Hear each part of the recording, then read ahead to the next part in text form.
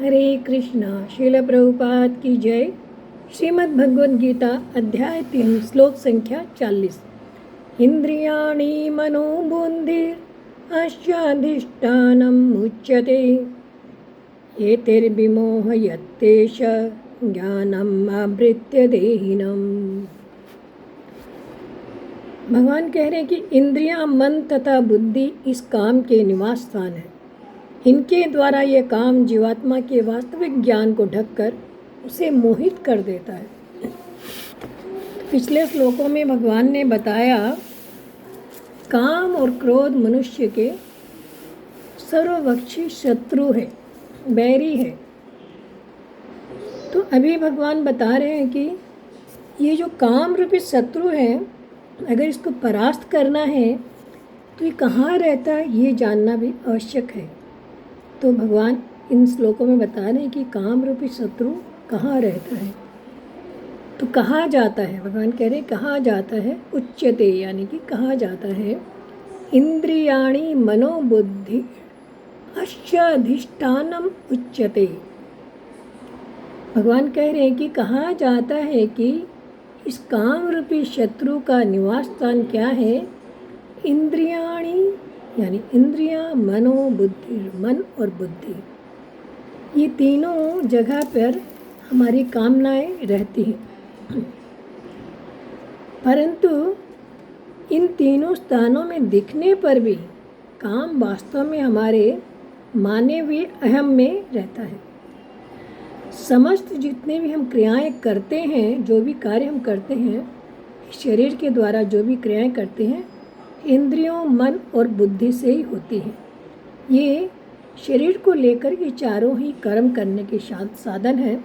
यदि इनमें काम रहता है तो वो पारमार्थिक कर्म नहीं होने देता। इसलिए जो भी कर्म योगी है, जो भी भक्ति में लगे हुए हैं, वो निष्काम, निर्मम और अनासक्त होकर शरीर, इंद्रियों, मन और बुद्धि के द्वारा अंतःकरण की शुद्धि के लिए कर्म करता है, क्योंकि वो जानते हैं कि ये काम हमारे अहम में है। अहम अर्थात मैंपन, जो कि केवल माना हुआ है। मैं अमुक वर्ण का हूँ, अमुक आश्रम का हूँ, अमुक संप्रदाय का हूँ। इस मान्यता के कारण ही हमारे अंदर ये कामनाएं आती रहती हैं, और कामना के द्वारा ही, कामना होने से सारे पाप होते हैं। पाप तो फल भुगत कर फिर भी नष्ट हो जाते हैं, पर अहम से जब तक कामना दूर नहीं होती, नए नए पाप होते रहते हैं। तो जगत में एक भगवान कहते हैं कि कामना ही एकमात्र बंधन है, और दूसरा कोई बंधन है ही नहीं। इसलिए इसे सबसे बड़ा शत्रु कहा गया है।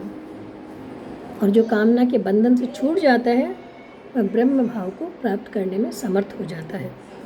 आगे भगवान करें, एतैर्विमोह यत्येष ज्ञानम आवृत्य देहिनम। कामना के कारण मनुष्य को जो करना चाहिए वह नहीं कर पाता है, और जो नहीं करना चाहिए वह कर बैठता है। इस प्रकार कामना देहाभिमानी पुरुष, जो देहात्म बुद्धि में है, उन्हें मोहित करती रहती है। और भगवान कहते हैं कि कामना से फिर क्रोध उत्पन्न होता है। कामात् क्रोध विजायते, यानी काम से क्रोध और क्रोध से सम्मोह, सम्मोह से मूढ़ भाव आदि होते होते अंत में मनुष्य का पतन हो जाता है।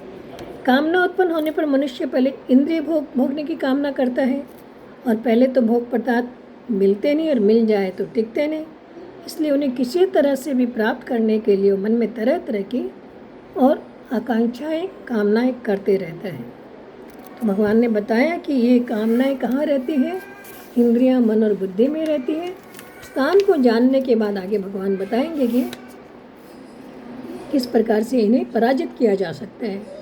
देहिनम विमोहयति, इन पदों से भगवान का तात्पर्य है कि ये कामना जो है देहाभिमानी पुरुष को मोहित करती रहती है। जो शरीर को मैं और मेरा मानता है वही देहाभिमानी होता है। तो भगवान ने अपने उपदेश में आरंभ में ही देह यानी शरीर और देही यानी आत्मा का विवेचन कर दिया था कि देह और देही दोनों अलग अलग है। ये सबका अनुभव है। ये काम ज्ञान को ढककर देहाभिमानी पुरुष को बांध देता है, और जो देह के साथ अपना संबंध नहीं मानता उसे काम बांध नहीं सकता। हरे कृष्णा।